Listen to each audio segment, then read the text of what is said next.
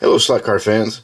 Wanted to show you guys a little bit here today about these Carrera 458 Italias that you've seen in some previous videos. I've done some testing on them and stuff.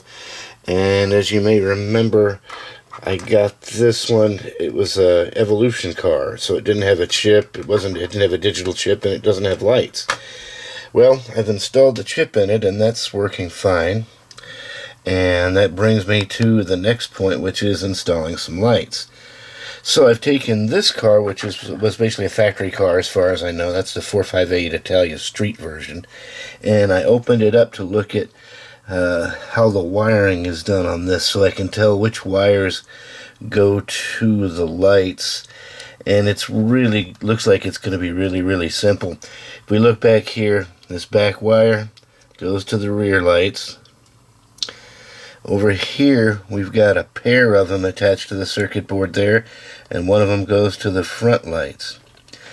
Over here, basically, we got the same thing. I got a pair of them up front. I got this wire back here.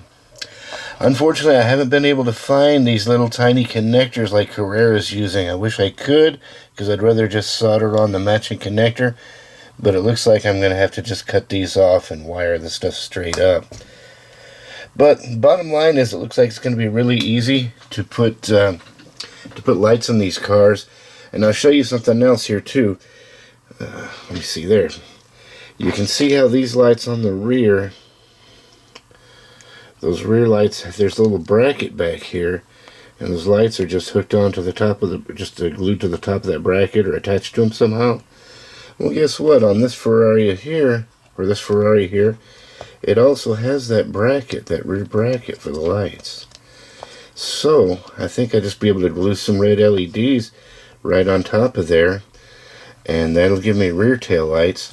Now on the front over here, you can see this one has this board that has the lights built into it, and so I don't have that, and this car doesn't have appropriation for that either. So I'm going to have to do like I did on the 147 scale, or the 143rd scale cars, and just glue the lights to the inside of the body. Now the interesting thing here is this little plastic part here, that the little clear piece, actually looks like it has it's kind of like a void in there. It looks like a perfect spot for gluing the little LED. So that shouldn't be too difficult. And another interesting thing here is that the glass is yellow. So it looks like my lights are going to be kind of yellow. I'm going to end up putting the brightest, whitest LED I can put in there, so it'll, have some push. But, we'll see how that looks. I initially thought if it was white, I might use some red LEDs or some other colors just to be interesting. But it looks like I'm going with yellow whether I like it or not. Also, the rear, you can see these red lenses for the tail lights. Well, the lenses for the tail lights are red, but the LEDs and also the tail light lenses on this car are red. And the LEDs are also red. So I guess we're going all red here. So it looks like I'm putting red LEDs at the back and some bright white ones on the front to make up for the yellow lenses. But anyway, I'm going to cut this stuff up, solder them up, glue them in there, and show you how it works. If it works. But I think it will. So now I have soldered up the wires, soldered up my my little LED bulbs to the board, and like I've showed in my 143 scale installations of lights, you solder the two red wires together and you solder the two black wires together from your LEDs so that they're paired off, and then you solder those. Your reds are going to go to the yellow wire, I hope you can see that there, and your black ones go to the green wire. Let me see if I can get a little closer. So yellow goes to red, black goes to green. And I've already tested this by applying power to the contacts on the bottom of the car. So it went through the chip, came out the wires that go to the lighting, and it lit the LEDs up. So I know I've got the polarity correct. So now my next step is to glue these little LED bulbs into those little voids behind the headlight lenses, which you can't really see the void in here, but if you had one in front of you, you could put your finger in there and feel it. There's kind of a little void in most of these right behind the headlight lens, or part of the headlight lens. And so I've bent these over in order to fit up in there and then keep the wires out of the way of the wheels. You can see each one of these is going to go to the opposite side, and I bent the wires over and kind of bent it over in a way so this is going to fit right up in there like that, and the wire will stay out of the way of the wheels, hopefully. So we're going to glue this in, and I'll show you the next step. So here we have the LED lights glued in, the LED headlights glued in, and I'm going to show you a little close up here so you can see how I kind of bent those wires. I bent those wires so that they would come towards the inside there and not get in the way of the wheels. And you can see the lights, the little LEDs, are glued into that little void that's kind of built into that clear headlight lens. So it looks like they're kind of made to do this anyway. But it's not too difficult. It takes a little bit of geometric juggling in order to bend the wires and get them worked in there in a way that you think it's going to stay away from the wheels. But it's not that difficult. I think just about anybody can do it. Just fiddle with it a little bit, and it should work. Now I'm going to put it back together, and we'll take a look at it. So here is the finished headlight installation, and as you can see, it is working. I'll turn off this light here, so we don't have so much light shining on it. So you can see that's looking pretty good. Those are pretty bright. I think that's going to look excellent on the track. And the kind of, you can't really see it so much in the camera, but it's got a pretty interesting sort of a yellow glow to it. Maybe some of it will show up in the camera. But anyway, that's pretty cool. I like to get lights into my cars. I think that really improves their look on the track. And I still intend to do the rears, but not able to do them at the moment.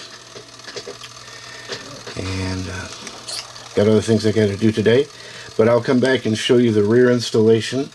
And as I mentioned, that one looks like it's going to be real easy, because on this one, which is very similar, it looks like I can just glue the LEDs onto the top of that bracket. So I already know how to wire it up now. And one other thing I want to mention: if you've seen my headlight installation videos on the 1/43rd scale cars, I mentioned that you always run your test power with the car facing forward like you would be if you were in the driver's seat. Run your red lead over to the right side and the black lead over to the left side. Well, it's exactly the opposite on Carrera digitals. You're going to run your red lead to the left side and your black lead to the right side, as you can see here, because obviously this is turned around facing you. But that's the way you have to power up these Carrera digital cars versus the analog ones. It's reverse polarity at the leads. Now, I think that if you set it on the track and reprogram it to go the other way, since you set the directional switch on the bottom and put it on the track and program it to go the other way, well, then that will probably change things. But in this case, it was set up to go on the standard way, and so I just hooked up the leads reverse, and you can see my headlights are working. So there you go. That's a pretty quick and easy headlight installation. If anybody's interested in knowing where to get these LEDs, I found a pretty good seller on eBay, and they are reasonable priced. They're considerably less expensive than buying the LED sets from Carrera, that's for sure. And I think it's a worthwhile deal. It's kind of a fun project. Makes the cars look nice on the track. Well, one last thing here is a footnote. When you buy these LEDs, they often come with a little drop-down resistor already in the wiring. I don't know if you can see that very well, but you might be able to see that. Let me get this one out of the way. Okay, there we go.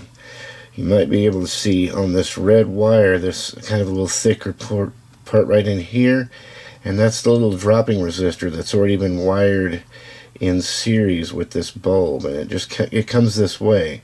These I've already wired a pair up to be put into a car.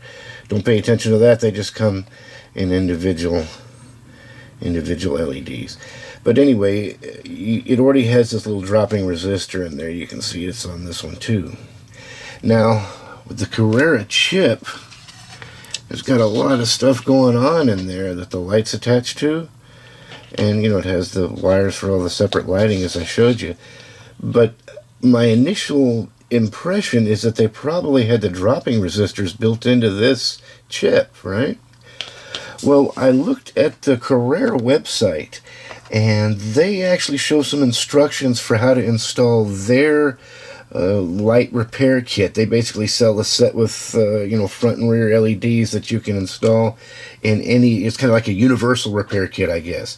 And what they have you do is pull out the little lighting boards that the lights are installed on in the car and clip those wires off, and then put in some LEDs that look just like this. That, as far as I could tell in the picture, it looked like they had the little dropping resistor on them. It looked like they had that little dropping resistor.